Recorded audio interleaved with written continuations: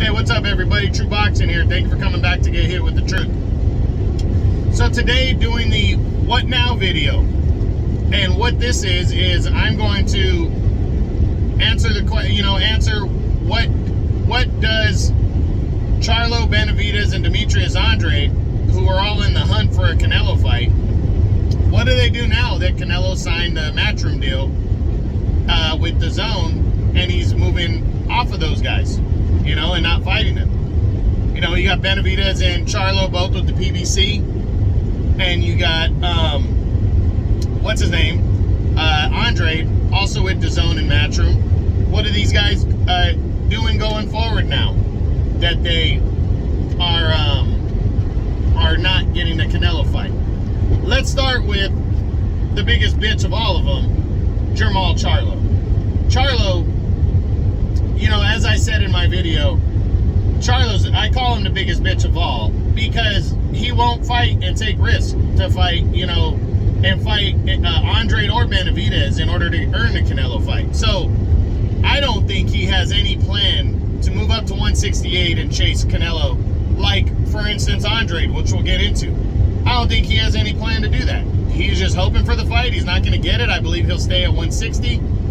And if he's going to do that, what would the options be? Well, if he wants to challenge himself and fight a real middleweight, a good fighter, I think there's three options on the table for him. He can push for a mandatory to be ordered and take on Jaime Munguia. That's the fight I want to see the most. And then Munguia would have to answer that charge and be like, okay, I'll fight you. I would love to see that fight. Both undefeated fighters, heavy-handed. I would love to see that scrap right there. And I'll tell you right now, if Charlo beats Jaime Munguia, he could stay busy and be in line to possibly fight Canelo early next year. Hey, if he beats Munguia, maybe the Zone works out a deal for Charlo to come over and fight. All I know is it's possible. But, in December is what I'm saying. So a win over Munguia would do wonders for Charlo. You think that's not going to turn Canelo's head? I guarantee you it will. But Charlo has to have the balls and go after that fight. Not sure if he does. Option number 2 is a showdown with Andrade Lara. He's also a PBC guy. He's a WBA regular middleweight champion. So that belt wouldn't be on the line. But Lara is waiting around for the WBA to order him to fight the world champion between Triple G and Ryota Murata. Right? Now, say that doesn't happen. Triple G and Ryota Murata, we know are going to fight, but we also know Triple G's fighting Canelo in September. I believe that the WBA would likely say, okay, if you're moving up in weight, you're going to have to give up the belts, and Lara becomes a WBA champion, then Charlo and Lara possibly becomes a unification bout. But, for that to happen, they have to schedule their fight for at the very least, after Triple G and Murata fight to unify belts. So I think he's going to wait around to see if this fight is even in the loop or not. But if Triple G gives up the WBA title after defeating Ryota Murata to move up in weight to fight Canelo in September, then Andrade Lara gets upgraded to full middleweight champion, and they fight. And I don't think Lara, if Charlo's on that level, I don't think Lara should provide too big of a conflict for him. Like, he's like a 37-year-old fighter now, 37, 38. He's getting up there. He still can fight, but I think if Charlo's on that level, he should be able to dispatch of Lara and set up something bigger later on. So to me, this fight makes a lot of sense. It's a makeable fight because they're both with the PBC. So why not go after it and test himself? I don't know. And the third option is Carlos Adames. Adames, just joined PBC last year. He went out and he upset Sergey Derevyanchenko 15 months after Charlo beat Sergey Derevyanchenko. So and that was a WBC eliminator. I think Adames is now going to be the number 2. So if the WBC does not order Munguia and Adames to fight to become the mandatory, I think the WBC would allow Charlo to fight Adames next, because they're both with the PBC, and you know that's a fight that could be made. So you know, I don't want to see that fight though, but that to me is the least we should get as fans. We should not accept anything other than that. You know, so you know, and of course Benavidez, Caleb Plant, and Demetrius Andrade are possibilities, but Charlo's already bitched out of the Benavidez and Andrade fights. He's not going to fight them, and I highly doubt he fights Caleb Plant. But you know, that is an option. So we'll see what Charlo decides to do now that Canelo's off the table, and he really doesn't have a choice. Maybe he's waiting around to see what happens with his brother and Brian Castaño, and maybe he invites Brian Castaño up to middleweight to challenge him there to get revenge if Castaño pulls off the win over Jermell Charlo. I don't know. But Charlo's got to do something, and he's got to do it soon. We'll see. Next up, David Benavidez, the former super middleweight champion of the world. What now for him? Well, Benavidez, I think it's clear. I think Benavidez needs to, now that Canelo's off the table, I think he needs to go after that interim title fight with David Lemieux. That's a winnable fight right there. Lemieux's a big puncher, but that's a winnable fight against a guy with a solid name. I think Benavidez needs to go do that and become the WBC mandatory, so he locks up a shot at Canelo at some point, like locks it up for good to where they can order it. And then he's not going to get the fight later in the year with Canelo, so I think he needs to go after the Demetrius Andrade fight.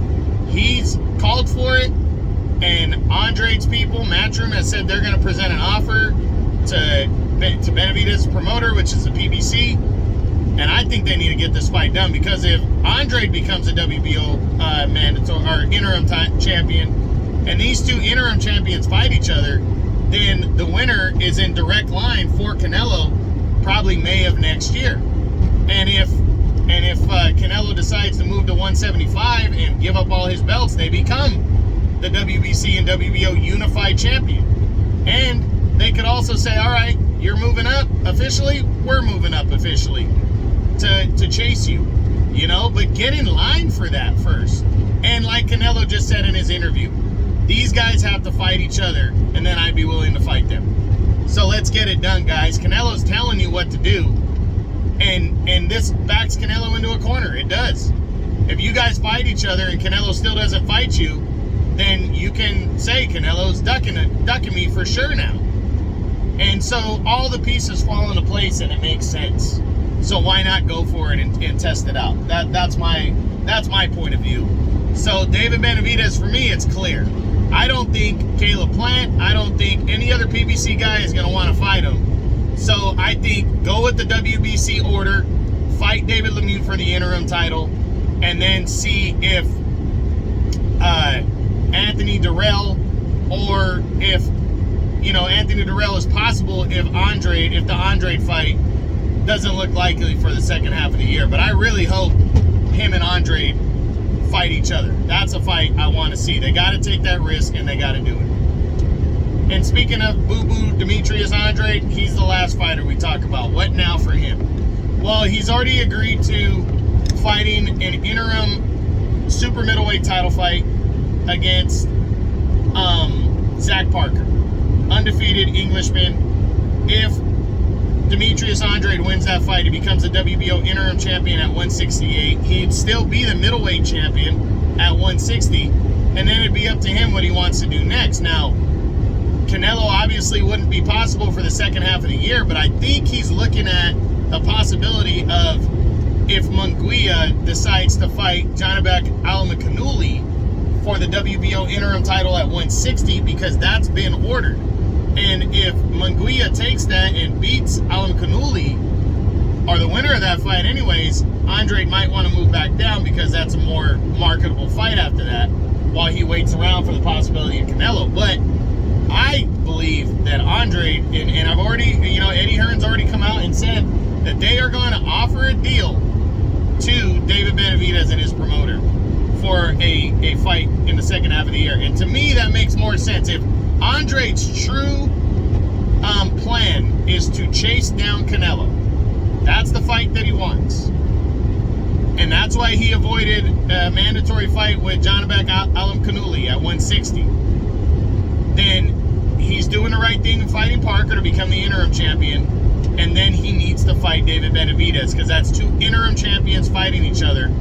And the winner of that fight in the second half of this year, and that's a big fight, the winner has two interim titles and essentially is the mandatory #1 contender for Canelo for next May. And if Canelo decides to go to 175 and fight for the undisputed title there, then they become the unified, they inherit two of those titles that Canelo has at 168, and they can then say, hey, you're going to fight him there, I'm going to defend my two unified belts, and then in September of next year, we want that fight, we want that smoke, for all of it at 175 for the undisputed championship.